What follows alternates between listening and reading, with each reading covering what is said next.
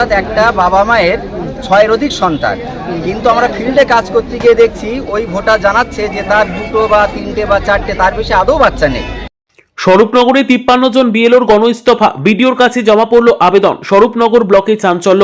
ব্লকের মোট 53 জন booth level officer একযোগে গণইস্তফার স্বাক্ষর করে ব্লক ডেভেলপমেন্ট অফিসারের কাছে তা জমা দিয়েছেন। বিএলওদের দাবি, বর্তমান দায়িত্ব পালনের ক্ষেত্রে তারা একাধিক সমস্যার সম্মুখীন হচ্ছেন।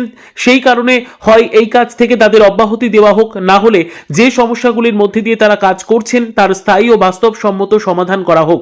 এই প্রসঙ্গে স্বরূপনগর ব্লকের আধিকারিক ধ্রুবজ্যোতি রায় জানান, বিএলওরা তাদের গণইস্তফাপত্র জমা দিয়ে গেছেন। সেই আবেদন ঊর্ধ্বতন কর্তৃপক্ষের কাছে পাঠানো হবে। ঊর্ধ্বতন কর্তৃপক্ষ যে সিদ্ধান্ত নেবেন সেই অনুযায়ী পরবর্তী পদক্ষেপ গ্রহণ করা হবে। ডিসক্রিপেন্সি কেসগুলো এসেছে, তার মধ্যে বেশিরভাগ ডিসক্রিপেন্সি কেসগুলো আছে যে 6+ প্রয়োজনীয়, অর্থাৎ একটা বাবা মায়ের 6-এর অধিক সন্তান, কিন্তু আমরা ফিল্ডে কাজ করতে গিয়ে দেখছি ওই ভোটার জানাচ্ছে যে তার 2টো বা 3টে বা 4টে, তার বেশি আদৌ বাচ্চা নেই। তাহলে এই যে বাড়তি যে 2জন 3জন 6জন হয়ে গেল, বাড়তি 2জন এইরকম কারা, ভোটাররা আমাদের কাছে জানতে চাইছে। আমরা এই ব্যাপারেও আমাদের ঊর্ধ্বতন কর্তৃপক্ষকে জানালাম যে আমাদের একটা লিস্ট দেওয়া হোক যে এই ভুতুড়ে নামগুলো কারা, যে যারা 4 বা 3 প্রকৃত সন্তানের বাইরেও এরকম বাড়তি যারা নাম যুক্ত হয়েছে সেগুলো আমাদের দেওয়া হোক। আমরা সেই ভোটারকে আশ্বস্ত করি যে এই বাড়তিগুলো জমা পড়েছে।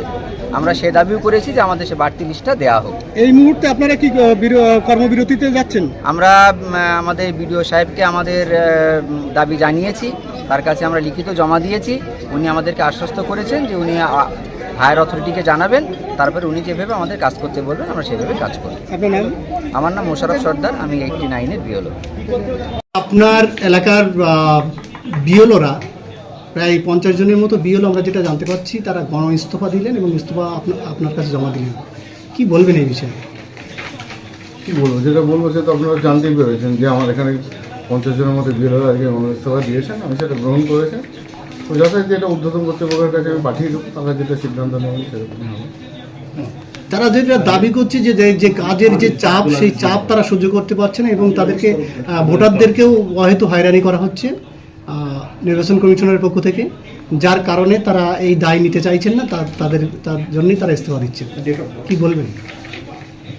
দেখুন, ভোটারদের কী অসুবিধা হচ্ছে কি না হচ্ছে, মানে প্রসেসটাতে কী সমস্যা আছে না আছে সেটাতে কমেন্ট করার মতো আমি কিছু নেই। তাদের মনে হয়েছে, তারা বলেছেন, তারা লিখিতভাবে জমা দিয়েছেন, সেটা আমরা পাঠিয়ে দেবো ঊর্ধ্বতন করে। প্রসেসটাকে ক্রিটিসাইজ করা বা সেটার উপরে কমেন্ট করার তো আমার ক্ষমতা নেই, আমি সেটা করতে চাইছি না। Thank you sir.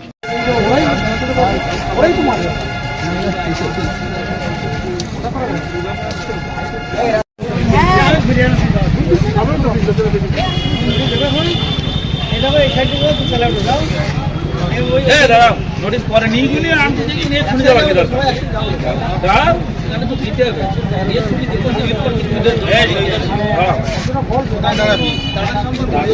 আলিম স্যারের সাথে